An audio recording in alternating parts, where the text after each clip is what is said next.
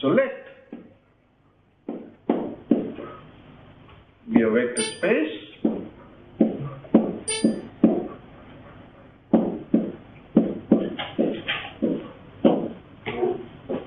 dimension of V is n and P will be a subspace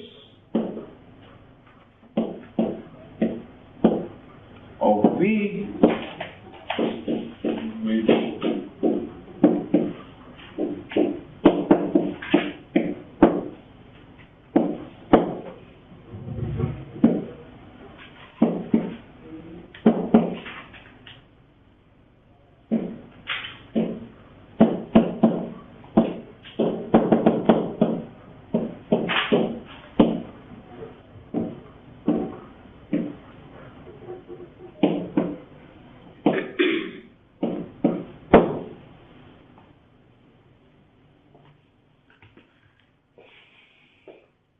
now, either P is equal to n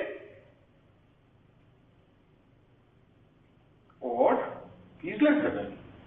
Okay? If P is less than n, remember when I was speaking about basis, and I said how does this basis came, we showed that if we have a linearly independent set of n vectors in V, then it spans V because its dimension is n, right? So if P is equal to n, then if small p is equal to n, then so if P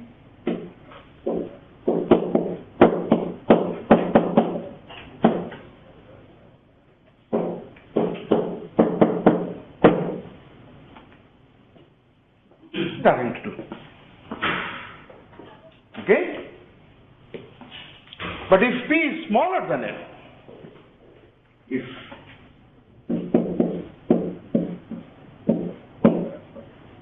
then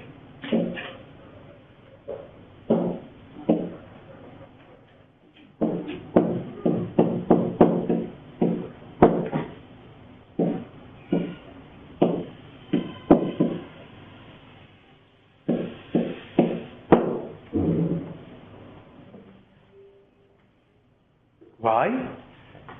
Because if P is smaller than n, then span of P is the span of A1, A2, AP. That cannot be the full of V, right? So there will exist something which is beyond P. Yeah? So this means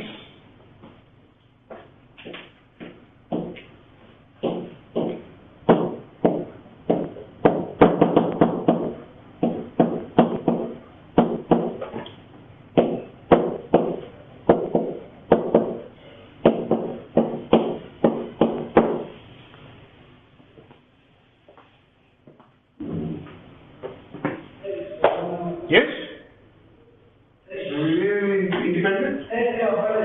If P, so this one now has P plus 1 elements, right? If P plus 1 is equal to n, the span of this is whole of V. Nothing to prove. Okay? If not, we continue. So,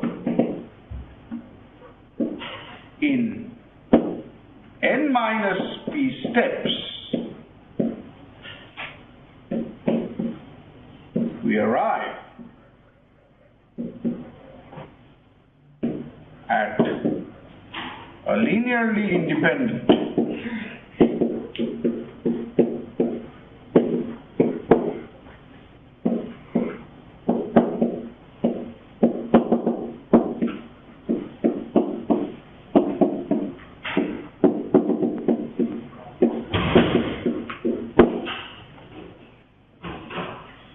it's a linearly independent list of size n, hence its span must be V. Okay? Hence,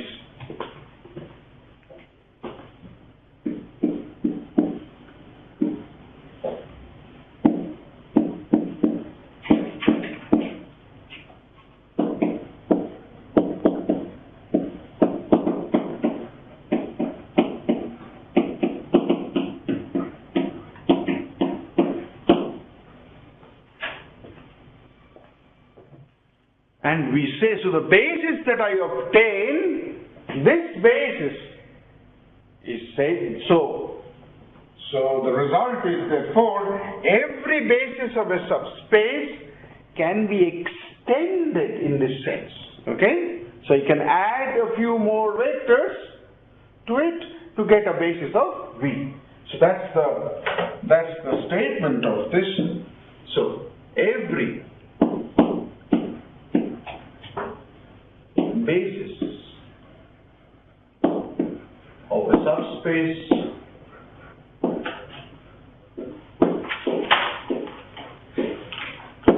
of a finite dimensional vector space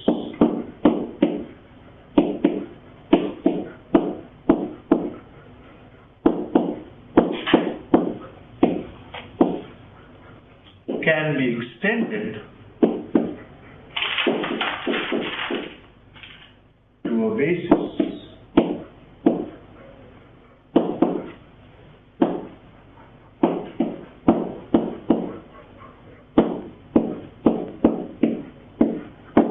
so this is the result that we prove now.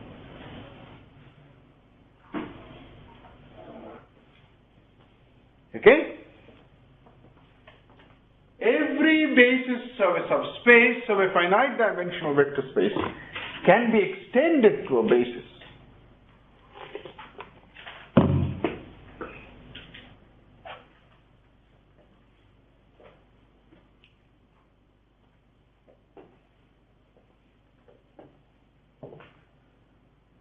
Okay?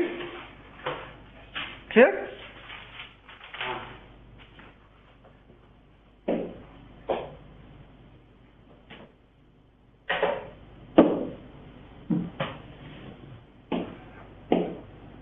Again, V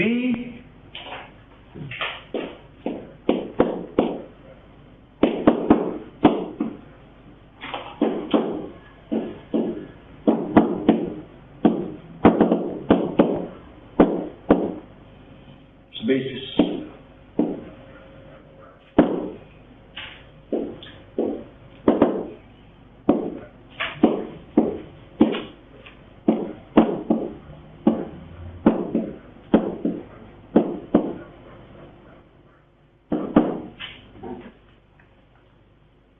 No, I made a mistake.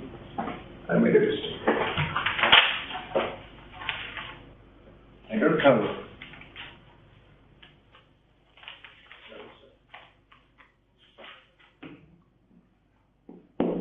F is a linear transformation.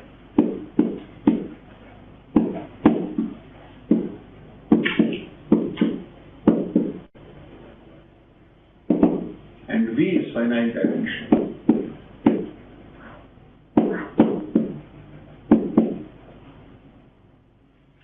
With dimension of V given to Vn. This is what is given to us. Okay? Now,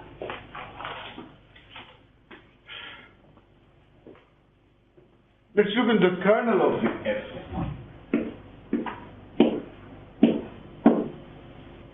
We have shown that this is a subspace of V.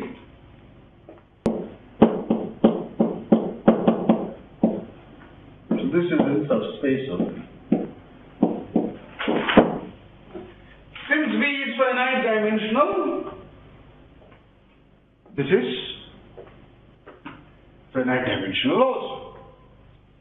Okay? Let the dimension be, say, K. Can I ask? I'm not going to ask for complete videos. I'm asking based on tu as appelé les vidéos synthèse que tu joues. And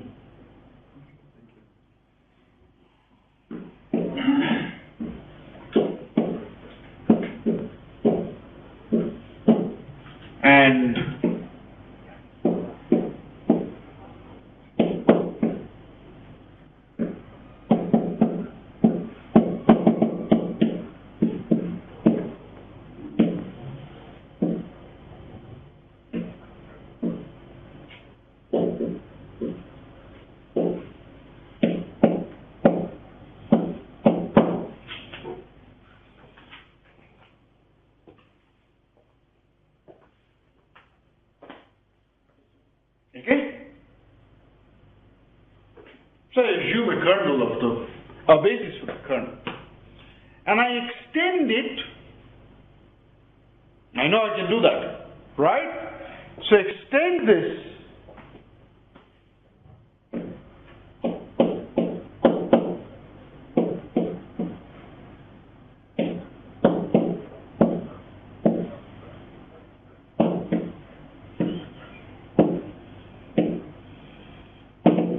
So let's B.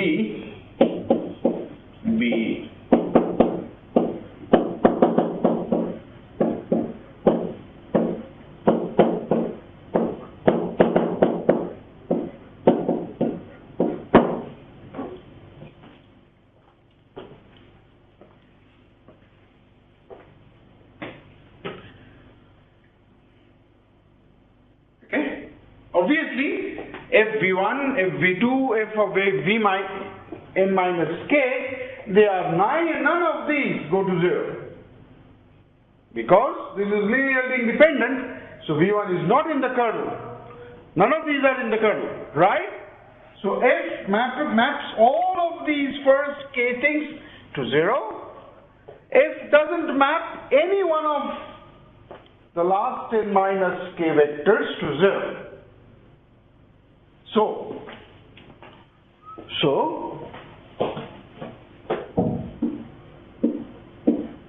image of F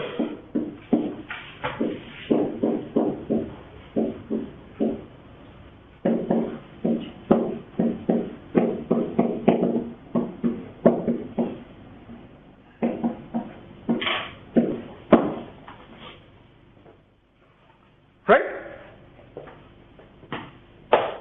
Why? What is image of F? Image of F looks like f of x. All the vectors which look like f of x. If I take an x from V, it's a unique linear combination of these vectors from V. Yeah? Now if I map F, the first k things will automatically go to 0 because they are coming from the kernel. Okay? So it's only a linear combination of the last n minus k.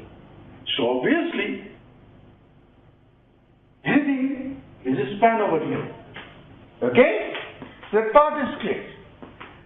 But what I am saying is, I am trying to show that this is linearly independent. Okay? So, if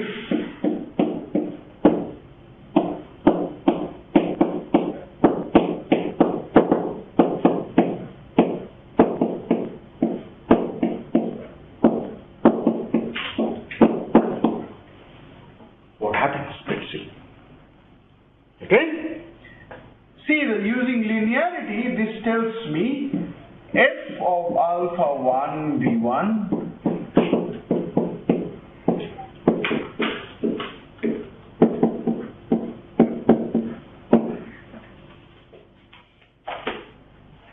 okay? So this tells me that this particular linear combination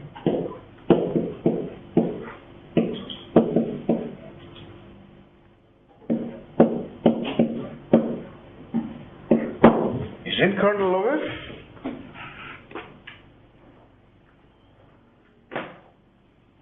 But you told me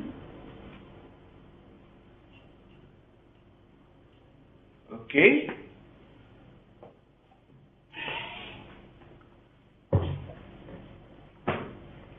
So since this is in kernel of F, so this is a linear combination of V1 U to UK, right?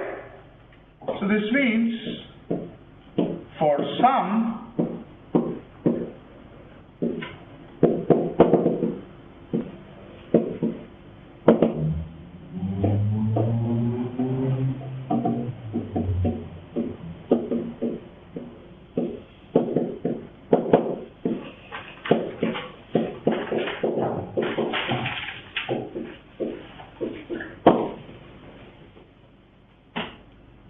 you take them to this side, so you have a linear combination of 0, right?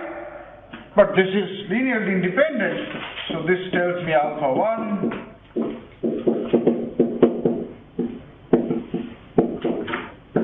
as well as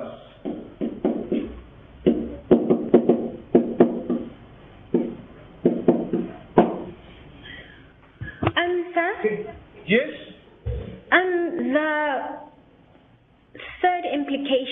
The second implication, right? Can't you imply that directly from if lambda fv1 plus dot dot dot equals 0? Which one? The second implication, that thingy is an element of kernel F. Can't you imply that from the first line?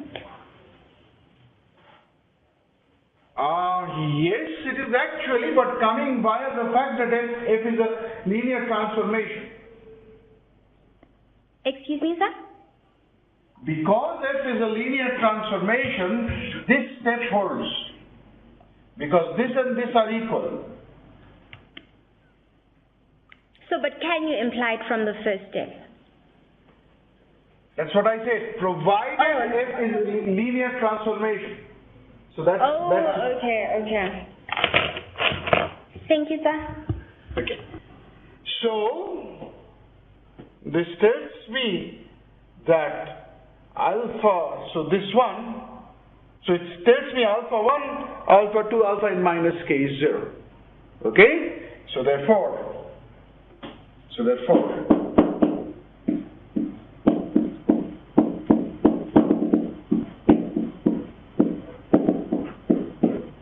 is linearly independent.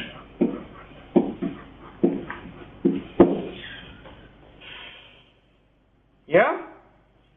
And hence, image of f is finite dimensional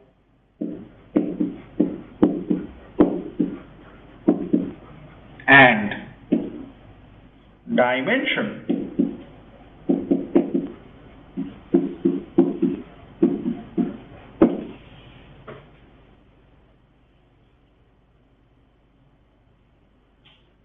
okay. So dimension of the image plus the dimension of the kernel is equal to the dimension of the domain. Sorry, sir. Yes. I want to ask on the linear combination of alpha 1 v1 plus dot dot dot plus alpha n minus k. That equation there, that says the linear combination of alpha 1 v1 and beta 1 u1.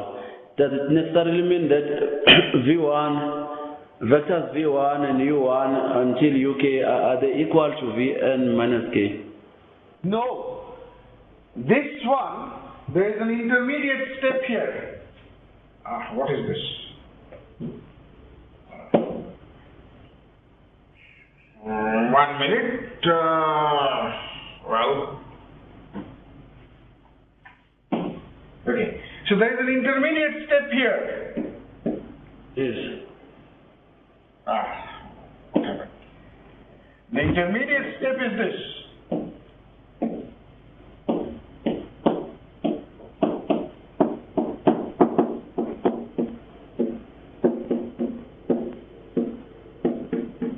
Now I take these to this side.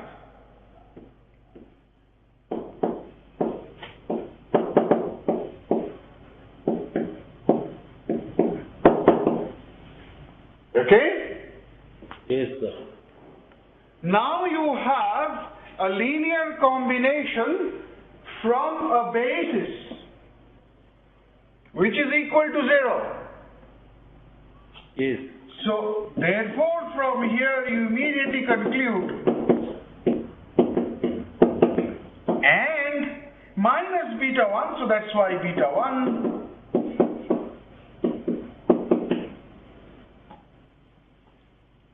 okay? Yes, sir.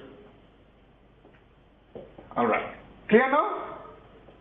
Clear. Okay. So what's the result therefore? The result is really startling. Firstly, there are two things. F is a linear transformation on a finite dimensional vector space. That's it. W can be finite, can be infinite. Nothing was assumed about W.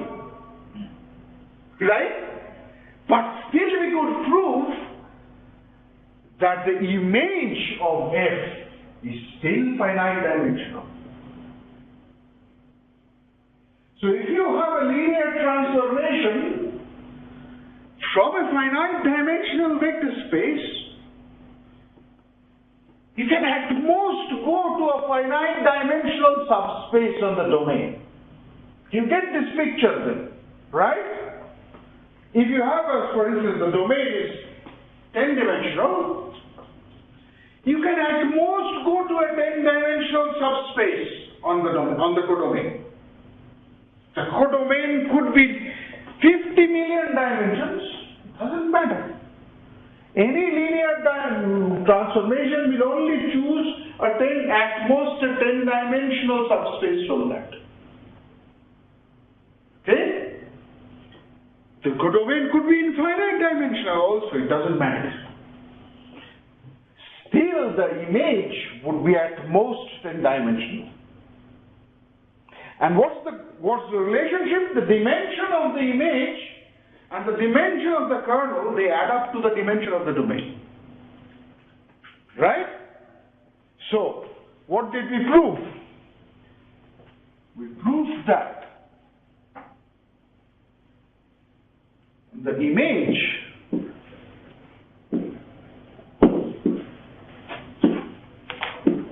of linear transformation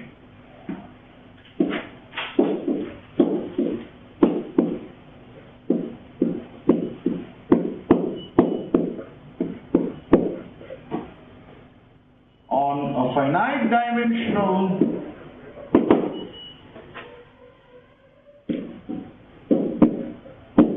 vector space is also finite dimensional.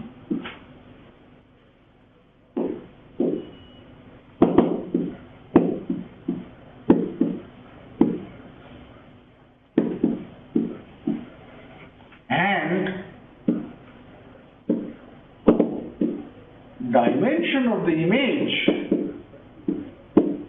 plus the dimension of the kernel of F is equal to the dimension .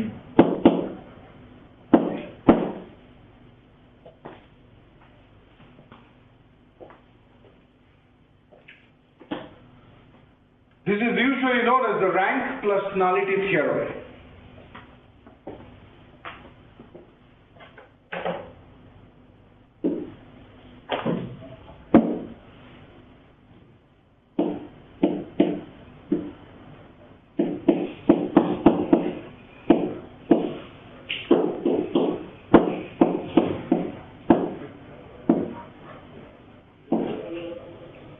Nullity of a linear transformation is the dimension of its kernel. Okay? And rank of a linear transformation is the dimension of the image. This one is the rank, this number, and this number is the nullity. Okay? Rank plus nullity theorem. So it's a tremendous fact. So if I ask you to give me an example of an injective linear transformation from R3 to R2, what would you tell me? I must be mad. Because if the linear transformation is injective, that means its kernel is 0. That means its kernel has dimension 0, so its nullity is 0. So the image, because you told me I'm coming down to R2, cannot be more than dimension 2. Something plus 2 must be equal to 3, so the kernel 1. Right? So if the kernel is 0, so there can be no injective linear transformation from R3 to R2. It has to be surjective. Okay?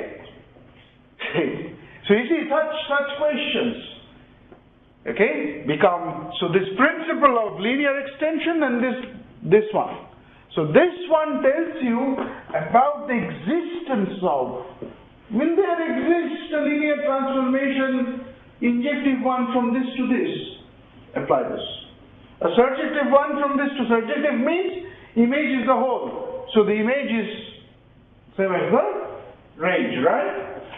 Is it possible to have? Is it possible to have a surjective linear transformation from any Rn to polynomials? No. Never. Okay? So, this is the way to give counterexamples. Okay? So, this is the argument. Clear? Okay. So, it seems, now, I still have some more time working with matrices. The first thing, another thing that needs to be said now is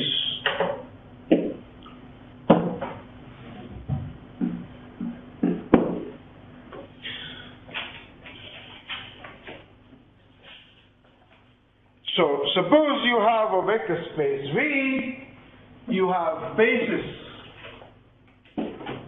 So whatever bases I'm taking over for V. These are all bases. Okay? So you can tell immediately that the change of basis from A to B is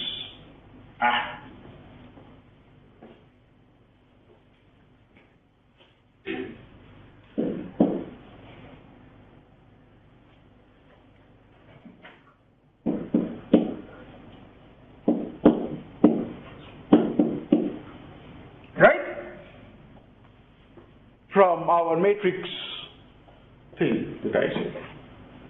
Okay? So,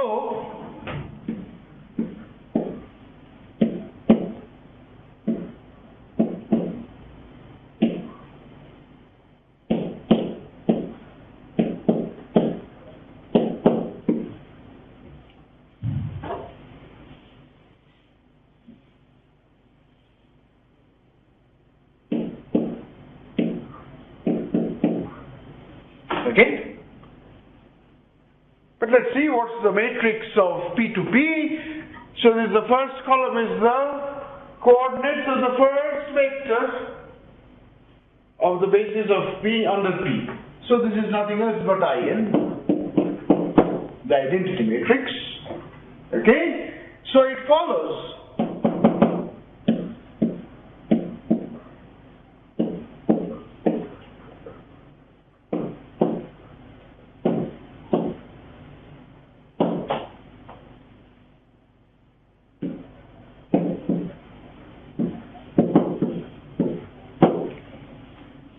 and P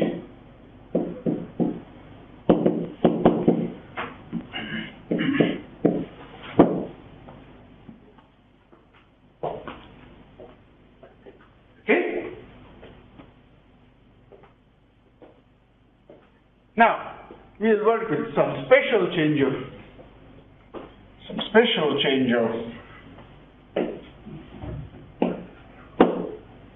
so suppose you have again V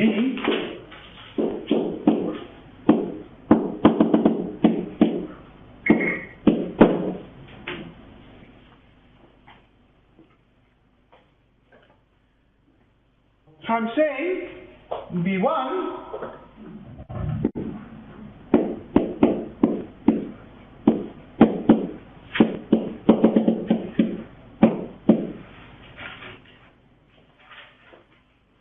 so we just interchanged V1 and V2. So what will be the change of basis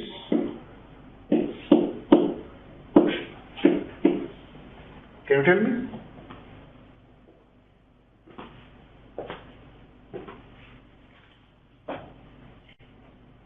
Which one? So what will it be? Yes, so tell me what will be the matrix? It will be an n cross n matrix, right? What will it be?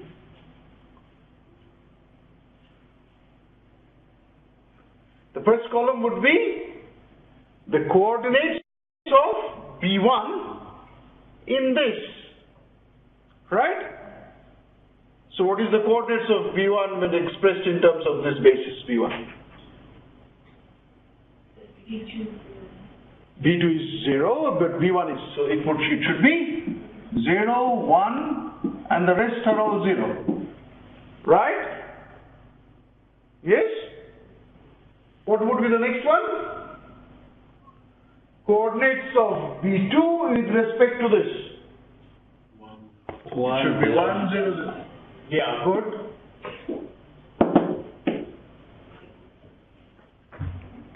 Then it should be the usual identity, right?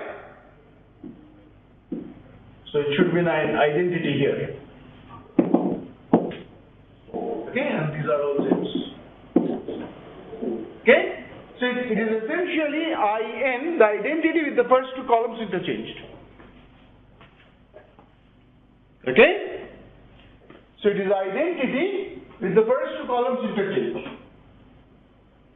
So you now know if you have the ith and the jth basis vector interchanged, what is its change of basis? Change. Okay? Alright. Now suppose you replace B1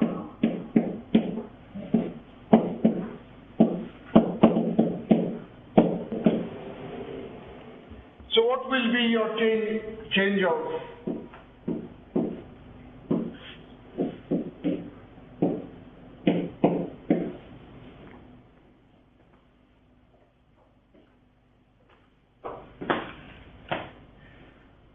you have to write B1 in terms of this, right? See, from B2 to Bn there is no problem. The second column there is no problem, right? If I have to write B2 in terms of this, I just put this one 0. So it's just the identity here. Okay? And so on. Only the first column is the troublesome one. So I have to write B1 in terms of this. But I can see B1 is 1 times B1 plus B2 plus minus 1 times B2. Right? So it is 1 minus 1.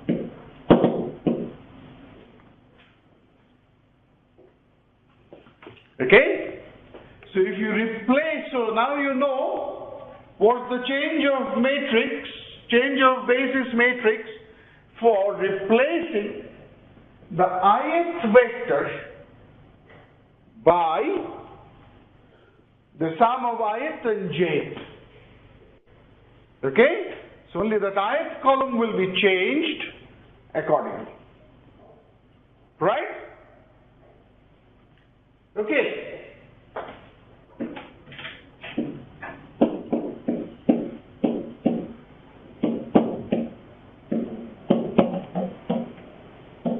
This should be the simplest.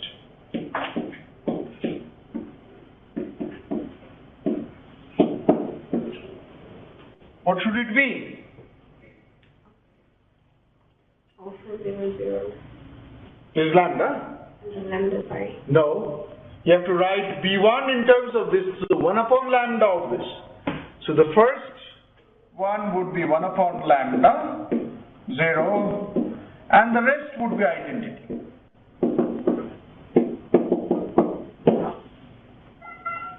Right? You're writing it in terms of lambda times P1. So it's B to B3 that you're writing. Okay? Alright? Okay. Okay. Yes. Why is it that P1 must be 1 over lambda? Because the first column is the coordinates of B1 with respect to B3. The basis, script B3, with respect to this basis. Okay? So how do I write B1 in terms of these? So this is 1 upon lambda times. Okay? Oh, okay. And No, lambda is yes. non-zero, obviously. Yeah, lambda is non-zero, obviously. Alright. Okay? Alright. I think was how I indicated that when you were filing, you said 1 over lambda, but now because now you are multiplying the scalar multiple of the P1. Yes. So lambda must be non-zero. Scalar multiply. Yes, the scalar, yes. Okay? So now you see, now where does this come up? Well, suppose you have a linear transformation.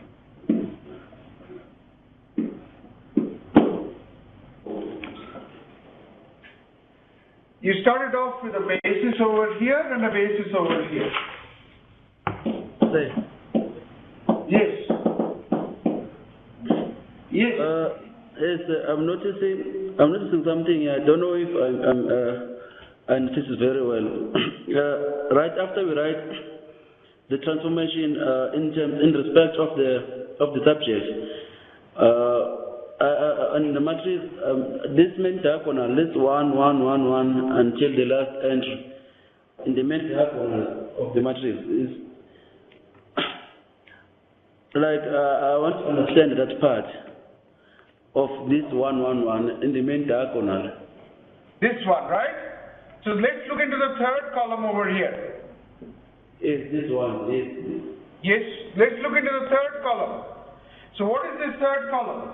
This is the coordinates of B3 in this basis.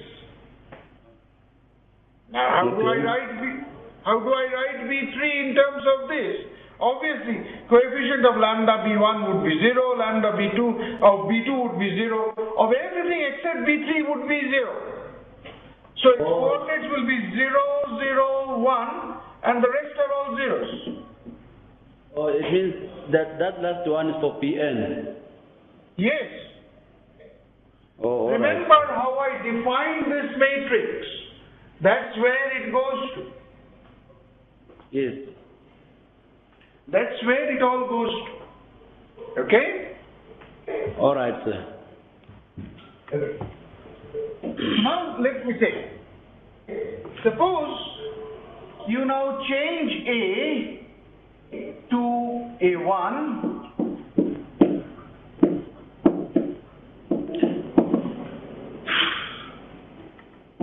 That means you change the first and the second, right?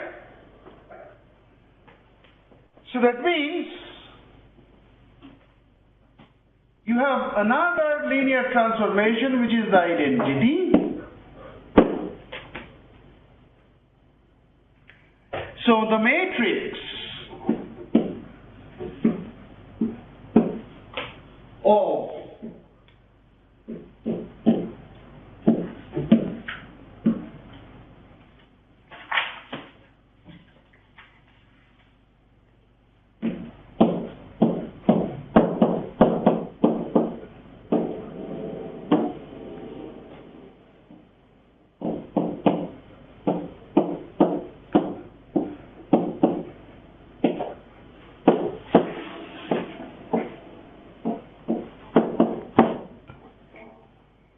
right? So what is this? This is that matrix, which is the where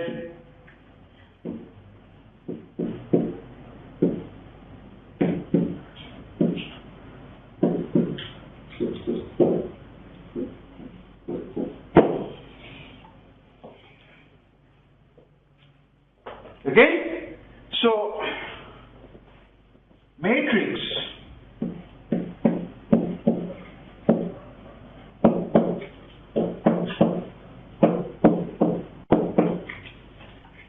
so you're multiplying by this matrix, this change of basis, the original matrix.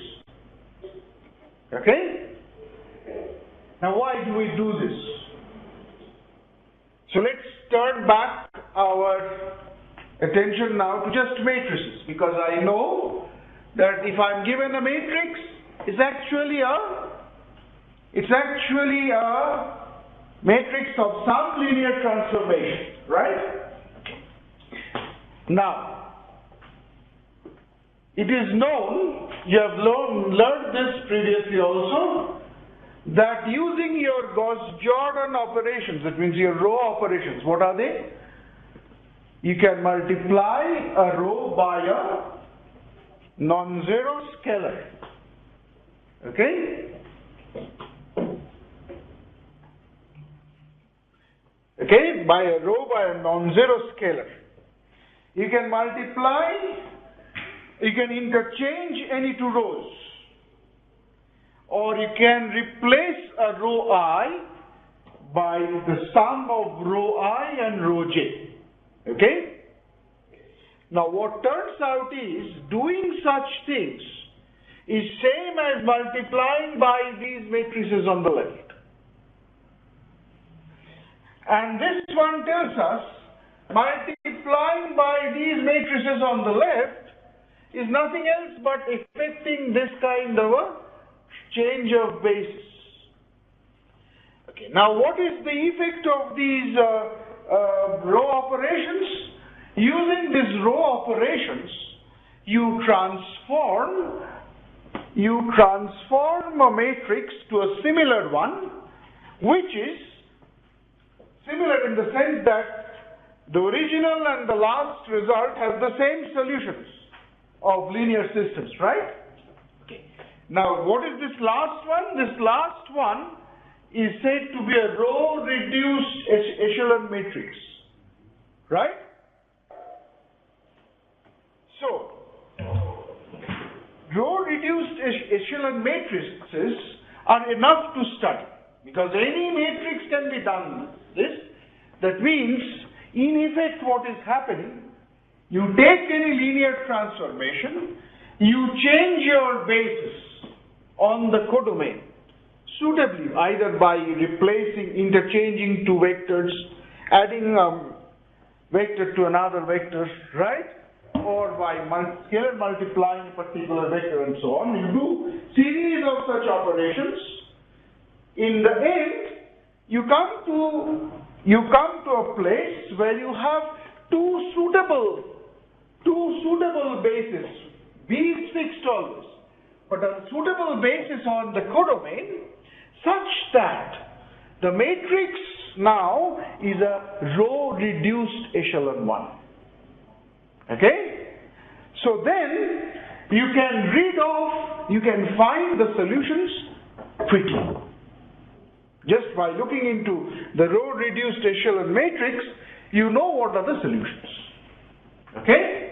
So that's why you do this echelon form to get a matrix, to get a linear transformation which is very much similar to the linear transformation that you started off with. Okay? So this is all the story of Gauss-Jordan. It just tells you that you're changing the basis on the codomain suitably so that the matrix representation is nice. Okay? And as you know, nice looking things always give you pleasure. So, nice looking row-reduced echelon matrix immediately gives you your solution. And that's the story. That's it. Okay? So I stop here. the lecture today stops here. We will meet after 10 more minutes for our tutorials. You ran away last time, I remember. You too, both of you. Right? Yes. So you can run, you see, but don't get caught later. Yeah? Okay. So we'll meet after 10 minutes with your questions. Yeah?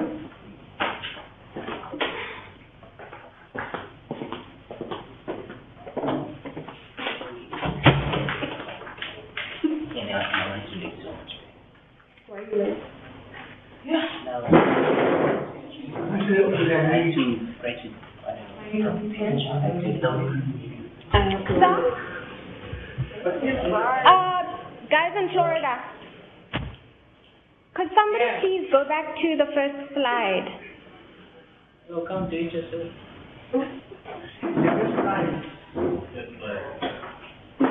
The very first one. The very first one.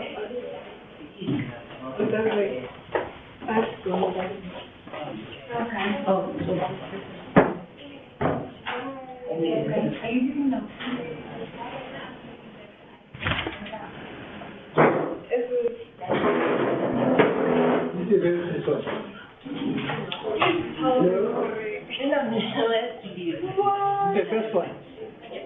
The first one. Not. No, open. Open out.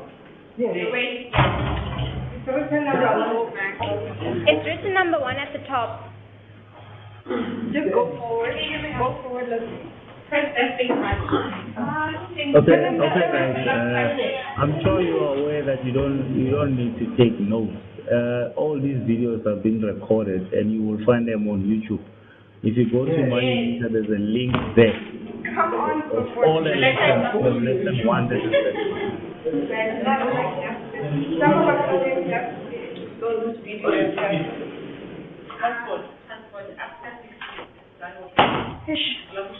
I feel bad, those guys.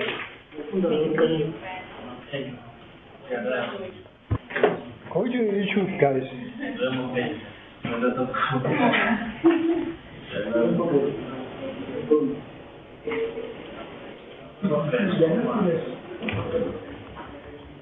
They are. So nobody, if you do, they won't work. It'll be useless.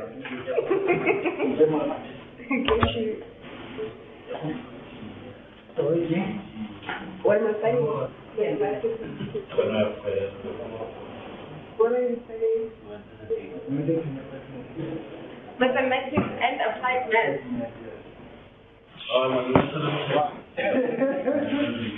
How do you do mathematics and applied math? That's what I'm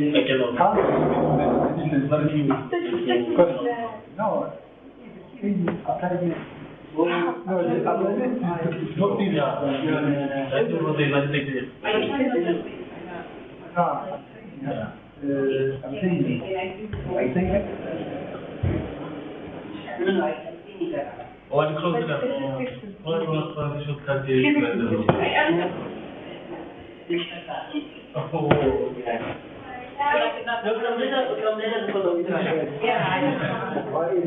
But tell them on Thursday we'll stay. what is the reason? We started with the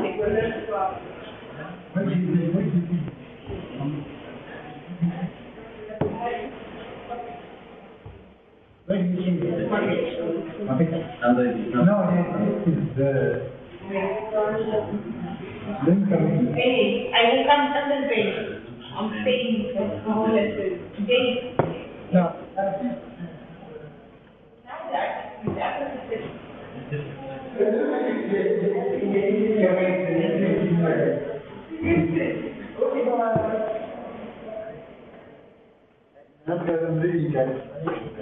What? They say this.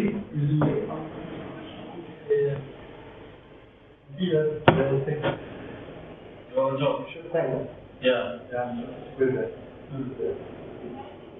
Next to Surprise. next to Absha. After pairing. Okay. When do you last take last take it? I don't know, I'm not sure question. Last week,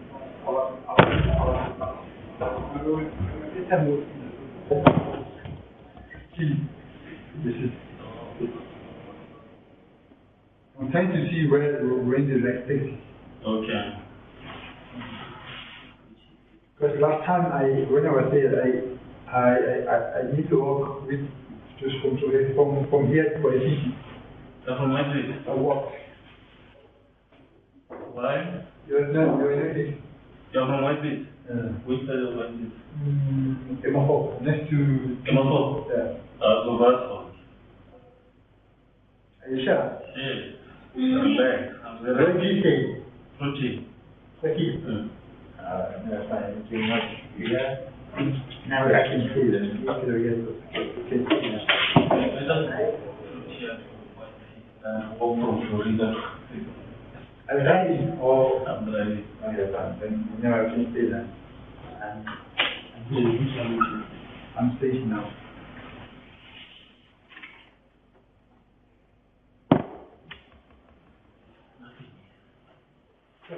Every time I walk, just. Oh, okay. Oh. Yeah, I have to do now. That's what I'm going to do now. This one? Hmm.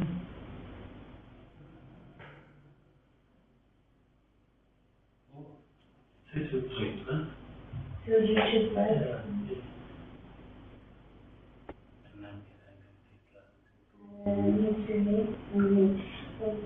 English is coming out.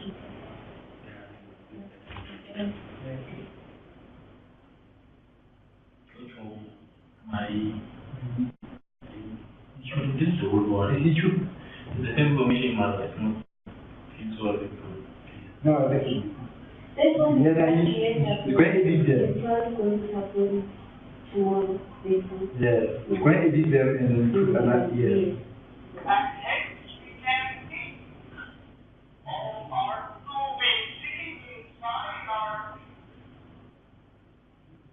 Is it Ghosh then? yeah. Is it Python Ghosh? Python Ghosh.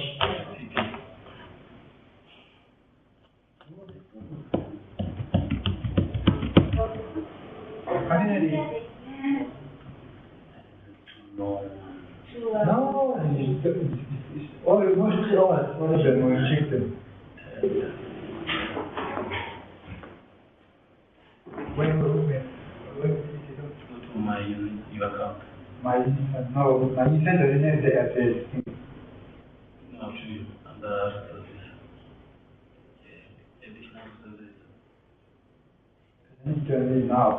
I need to tell me now. Where is it? Oh, you're using Wi-Fi? Wi-Fi, yes. Open Wi-Fi is available now. Hello?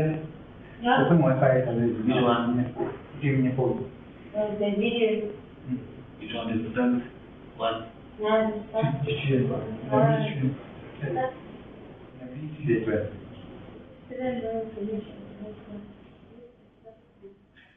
I just stopped it. Yes, it's up on the. Sometimes it's up on the other dog. No, it doesn't. I only computer. So is my UNISA Yeah, go to UNISA and then and then you should go to menu. I didn't see it. Go to Google that. No, do you have my UNISA account? Yes, I have. Yeah, go to menu.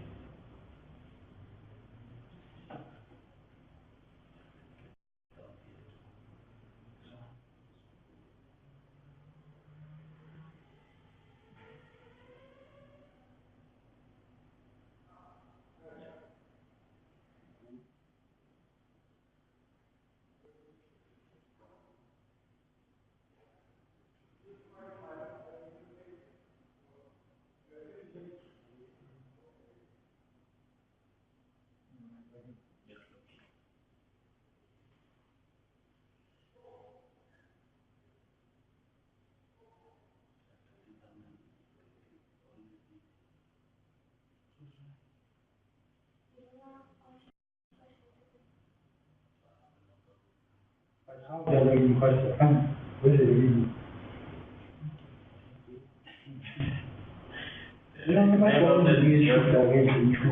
Oh, it's very that way.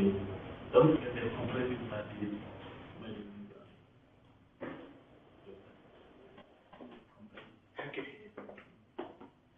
So, let's resume.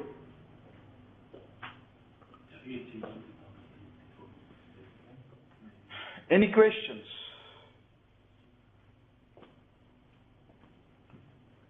Are the centers? Also, let us resume again. One more thing over here.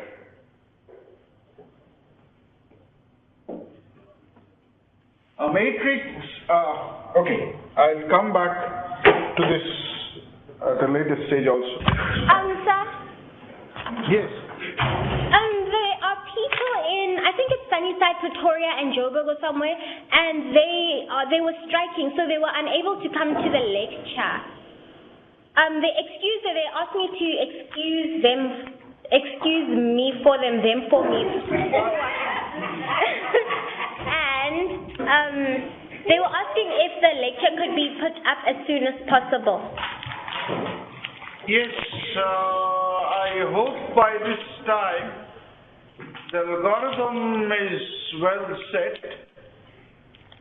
So this lecture should be put up by this weekend. By this weekend, okay, sir. Oh, so have the previous lectures been loaded yet? Yes. Okay. Yes, up to 4 they have been loaded, 5 will be loaded today. Okay, sir. Thank you.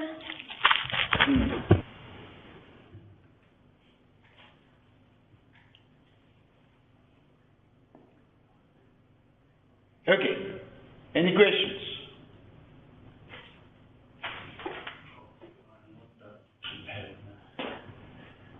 Why?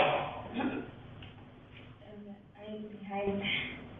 I still need to catch up with the previous lecture.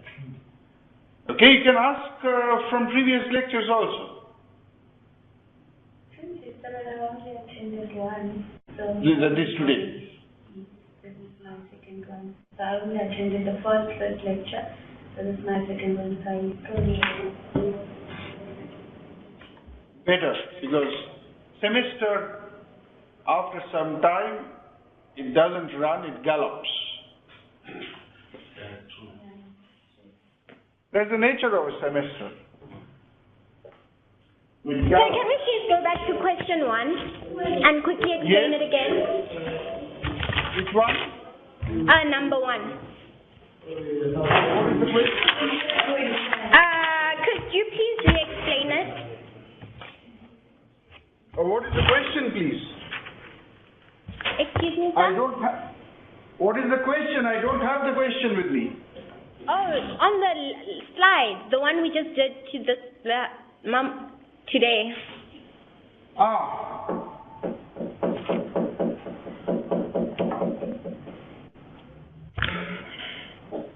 This one. Yes. This one? Yeah. Yes.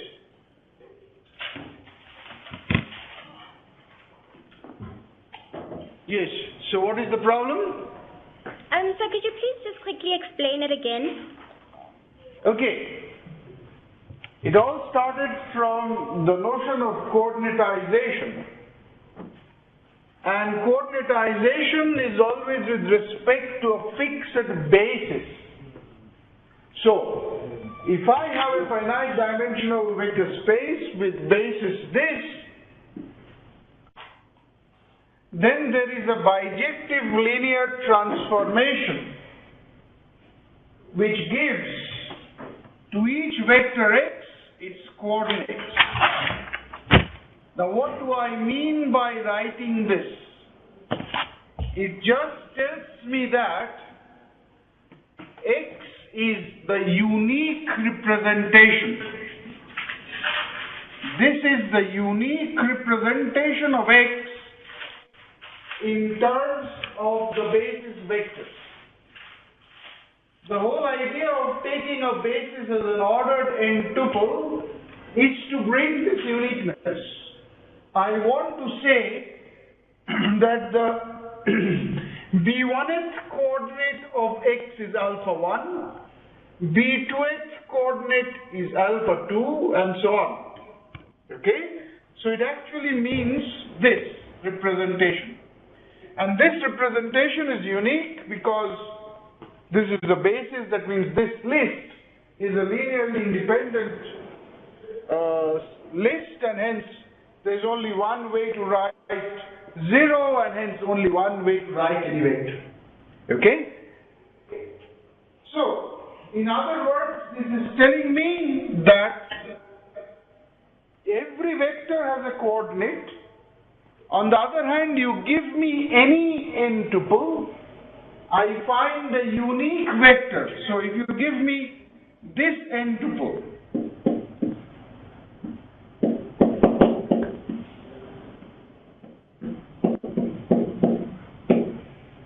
then I take y,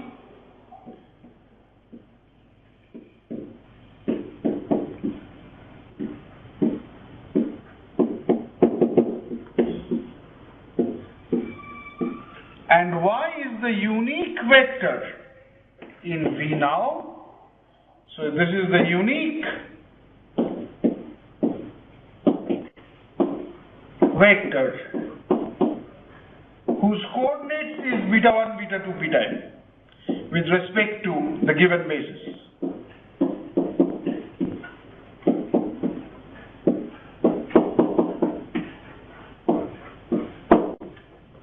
Okay?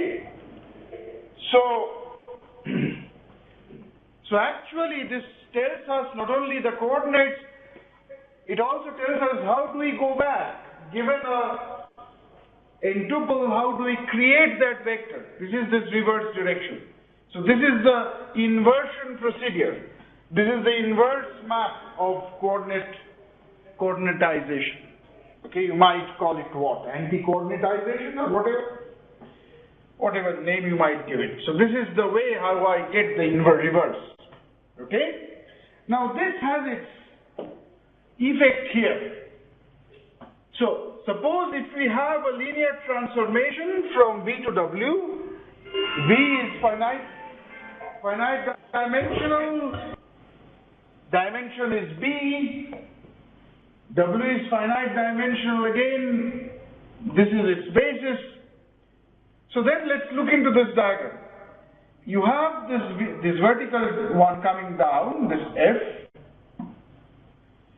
and since you had B, you have this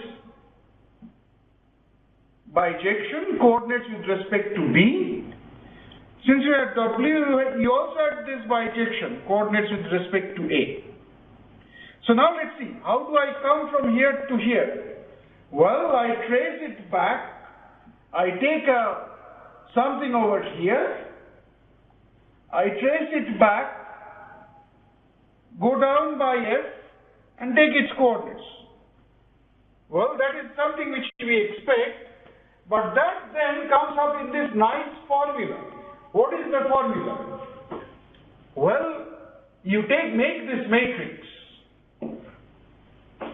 You make this matrix whose first column is the coordinates of the image of the first vector B1 under F with respect to the basis A. That is the basis of the codomain. The second one is the coordinates of FB2 with respect to A. And so on. The nth column is the coordinates of FBN with respect to A. So that's how you get these n columns. Remember, these being members of Rn, each one, this is a member of Rn. So considered as a matrix, we write it as a column matrix, right? So that's why I'm saying this is the column. Okay? So you have an m cross n matrix then. Okay? And that matrix I will henceforth write as the matrix presentation of F with respect to the basis B on the domain. This arrow says the domain and the codomain. Matrix B on the domain and the base is B on the domain and the base is A on the codomain. Okay? And this F star turns out to be multiplication by this matrix. Okay? So that is the simple description of F star, and F star satisfies this commutativity. That means F star of coordinates of X, which is this, the right hand side. So this right hand side is nothing else but F star coordinates of X. And what is that? You can get it as the coordinates of A of Fx. So this diagram commutes. Okay?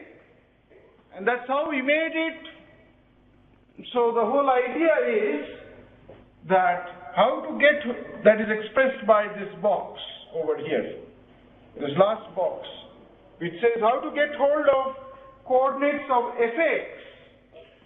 X is anything in V. Coordinates of Fx with respect to the basis A. Well, you take the coordinates of X with respect to the V and multiply it by the matrix, which is matrix representing F. That's the whole story. Okay, so given any linear transformation, you get hold of this matrix. Look into the dimension of that matrix. It is M cross N. M is the dimension of the codomain. So number of rows is same as the dimension of the codomain, right? Times number of columns is the dimension of the domain. Okay? So you get hold of this M cross N matrix, which gives you, and conversely, given any M cross N matrix, you can get hold of a unique linear transformation whose matrix is that. Clear? Yes, sir. Thank you.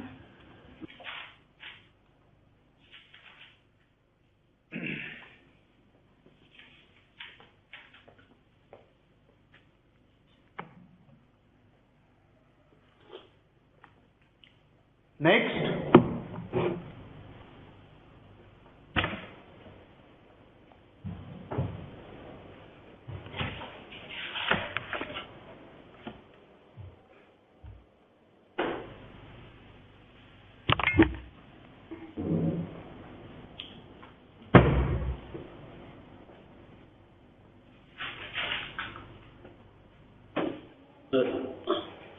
Sorry, sir. Yes. Yes. There's that part under extension of basis. In black. Okay.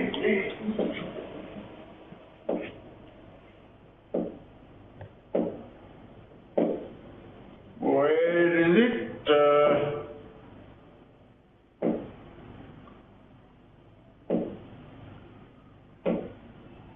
Yes.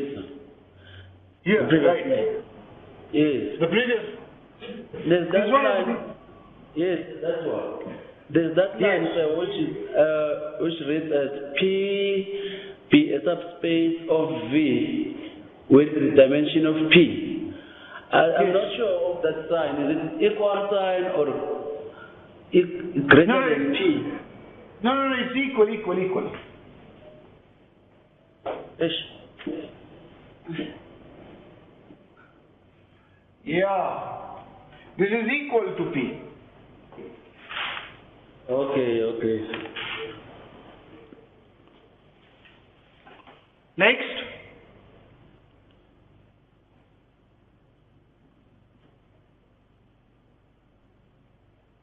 And then if P is less than N, then there exists a P1 element of V, and then that small slash there is it. That's the minus, the set theoretic minus. Remember, A minus B means an element of the set A which is not in the set B. Oh, all right, all right. Yeah.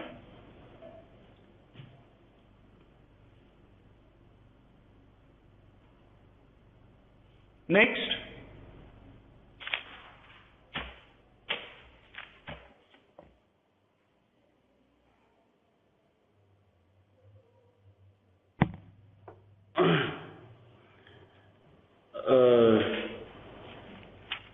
V to W is the linear transformation if V is finite dimensional and the dimension of V is equal to n.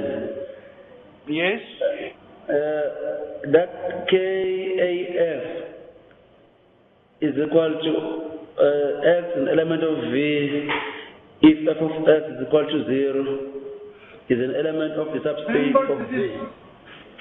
Remember, this is called the kernel of F. Oh, it's a kernel. K-E-R.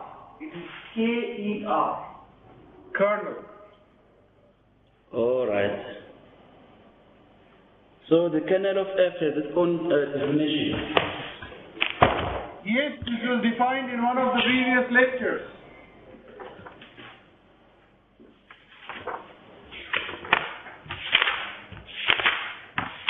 I think in lecture 3 or 4. Okay.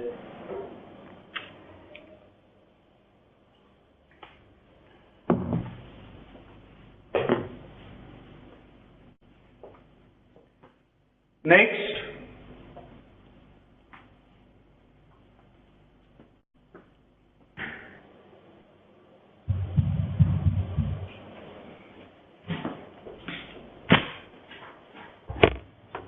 Excuse me, sir. Yes. Yes. Question 8. Question 8.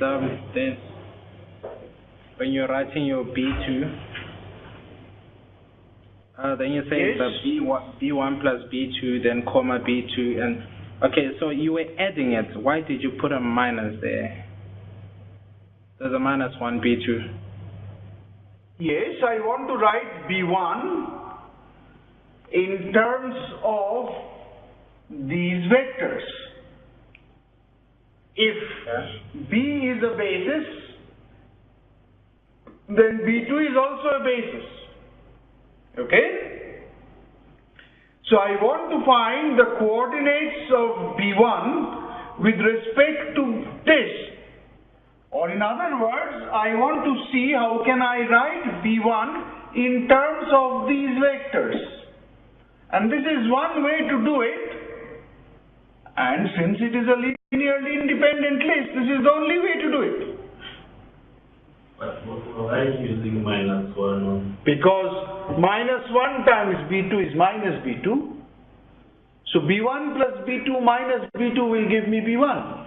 That's gonna, okay, makes sense. Makes sense. Okay? And you have to subtract it, so cancel that. Okay, makes sense. Thank you. Yeah.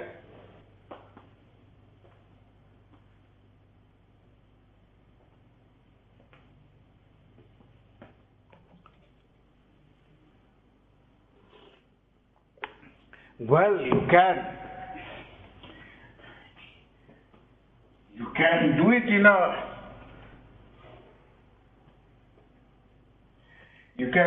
in an extended way, but that doesn't save you any time.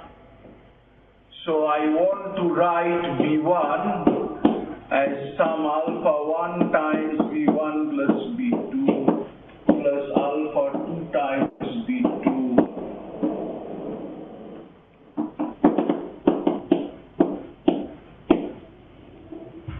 So this tells me that alpha 1 plus this tells me alpha 1 minus 1 B1 plus alpha 1 plus alpha 2 B2 plus alpha 3 B3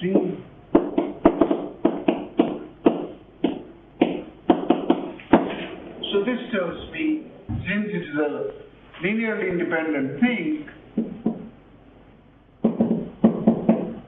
this is 0.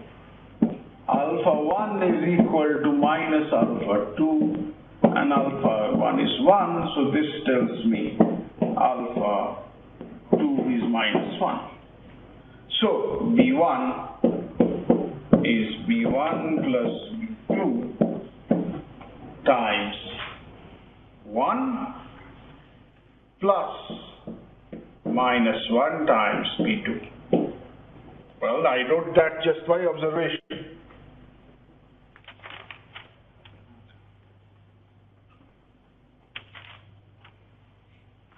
Yeah?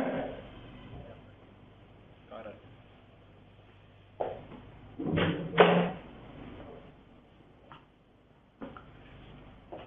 Yes, this is obviously the most formal way to do it, but well, this is school arithmetic, you know.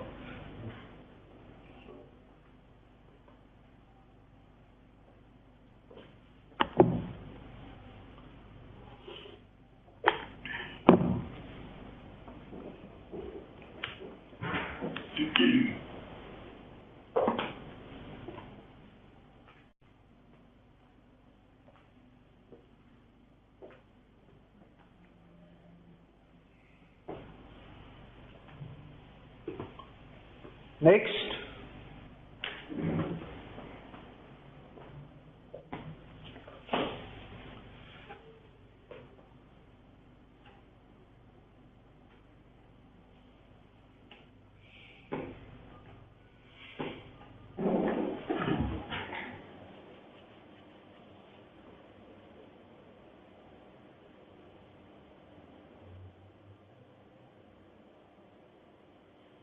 Next.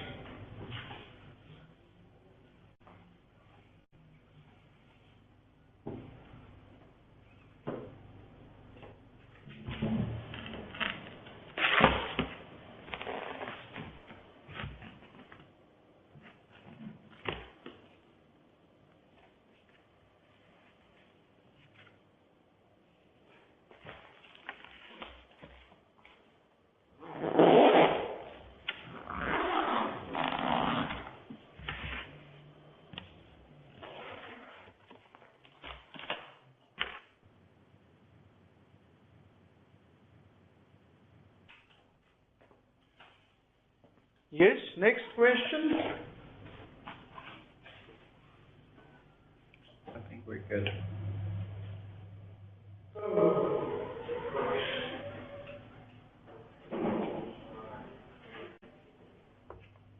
When you came back, you said you were going to show us something. I don't know. Well, I forgot by this time. I'll come back to it later on.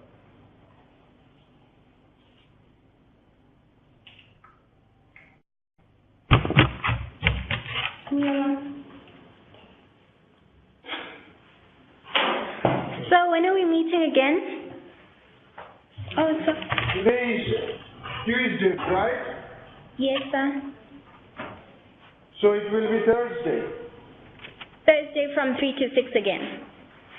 Yes. Okay, sir.